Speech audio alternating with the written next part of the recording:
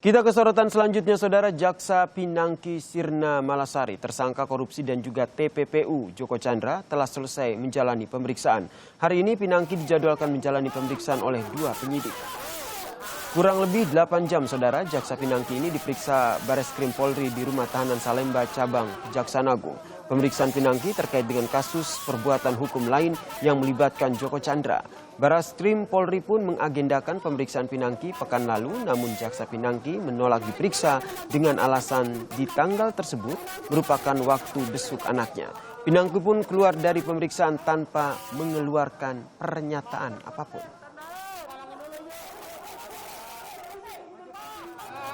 Sementara itu, Saudara, penyidik Kejaksaan Agung menetapkan tersangka baru dalam kasus Joko Sugiarto Chandra, di mana politisi Partai Nasdem Andi Irfan Jaya kini ditahan di rutan KPK. AI diperiksa karena diduga memiliki peran krusial dalam perkara suap Joko Chandra, yaitu rencana jual beli saham tambang pembangkit listrik. Saham itu didapat dari pencucian uang hasil suap pengurusan kasus Joko Chandra. Dalam perkembangan penyidikan selanjutnya, pada hari ini juga dilakukan pemeriksaan terhadap salah satu saksi atas nama Andi Irfan. Kemudian dari hasil pemeriksaan yang dilakukan oleh penyidik, maka pada hari ini penyidik telah menetapkan 1 orang tersangka lagi dengan inisial AI.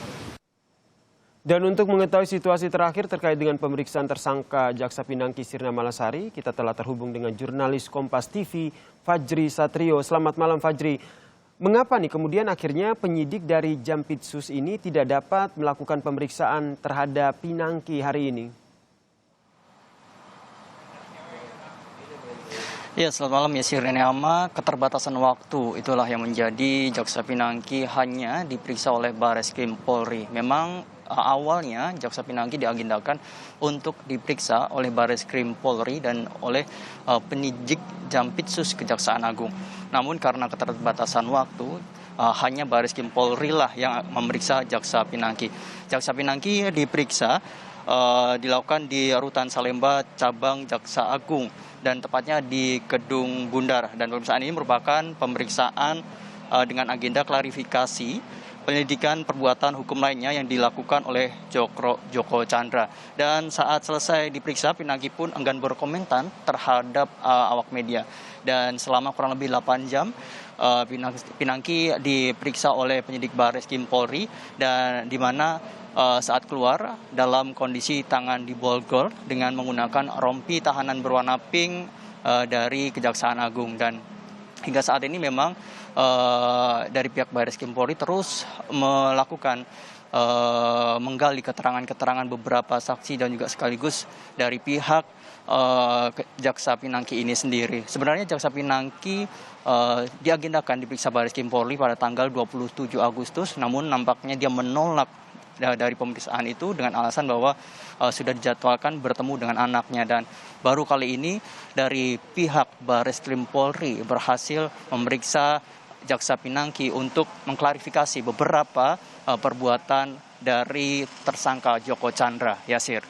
Fajri, kemudian kalau kita lihat ada 2 pemeriksaan, apakah penyidikan yang dilakukan Bareskrim ini tidak tumpang tindih dengan kasus yang sedang berjalan di Kejaksaan Agung, Fajri? Ya, Sirena dan juga saudara, untuk penyidikan Bareskrim dan juga Kejaksaan Agung, untuk Bareskrim sendiri memang fokus untuk saat ini yaitu mengenai red notice dan juga surat jalan palsu. Untuk red notice sendiri dari pihak Bareskrim telah menetapkan 4 tersangka dan surat jalan palsu sudah menetapkan 3 tersangka. Dan untuk Mahkamah Agung yaitu terkait suap untuk membantu kepengurusan fatwa Mahkamah Agung terkait eksekusi Joko Chandra, Yasir. Fatwa MA itu dilakukan oleh pihak Jaksa Pinangki, dan dari pihak Jaksa Pinangki diduga telah menerima hadiah sebesar 500.000 US dollar atau 7 miliar dari Joko Chandra, dan uang itu diduga digunakan oleh Jaksa Pinangki untuk sejumlah peruntukan. Dan hingga saat ini dari pihak penyidikan Jampitsus sendiri juga telah menyita sebuah mobil BMW SUV 5X dan ini merupakan milik dari Jaksa Pinangki sendiri.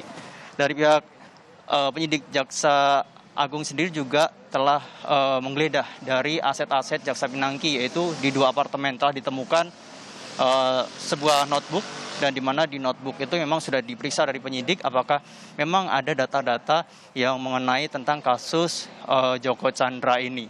Yasir. Terima kasih jurnalis Kompas TV Fajri Satrio atas informasinya dari Gedung Kejaksaan Agung Jakarta.